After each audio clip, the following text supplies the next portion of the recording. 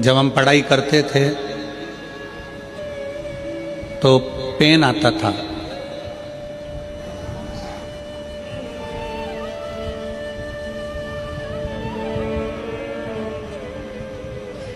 दिनेश जी आपने भी वो पेन देखा होगा जिसमें कांच लगा हुआ होता था और उसमें स्याही भरते थे। आप लोगों ने देखा है?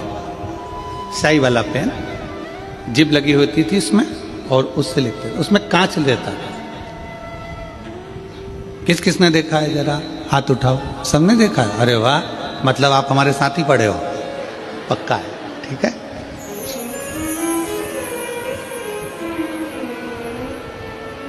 अब आप हमारे साथ पढ़े हो तो हमारे तो बेस्ट फ्रेंड हो गए हो।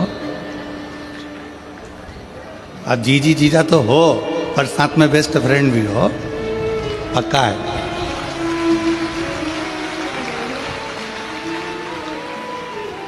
उस पेन में स्याही भरना पड़ती थी। ढक्कन खोलो, उसको थोड़ा सा पेन का जिप खोल के उसमें स्याही भर।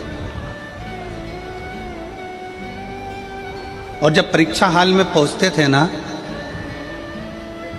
तो उस परीक्षा हाल में लिखते लिखते लिखते लिखते बार बार उस पेन के कांच की ओर देखना पड़ता था कि स्याही कितनी बची है। स्याही कम होती चली जाती थी और टेंशन बढ़ती चली जाती। लिखते गए लिखते गए लिखते गए, फिर देखा थोड़ी सी बची है, बहुत कम बहुत कम बहुत कम।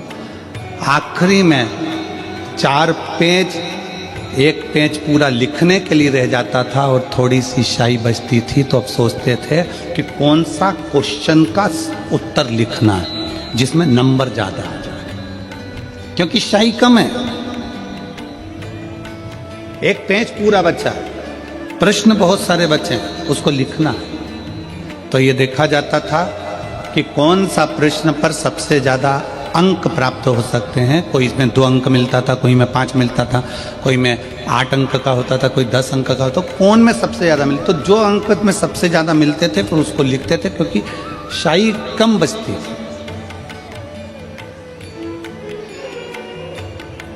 वो पेन तो ऐसा बना था जिसको हम देखकर समझ जाते थे कि स्याही कम हो गई है, संभल जाओ।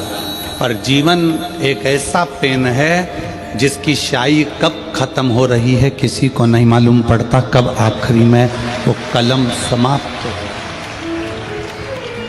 कब इसकी स्याही खत्म हो गई।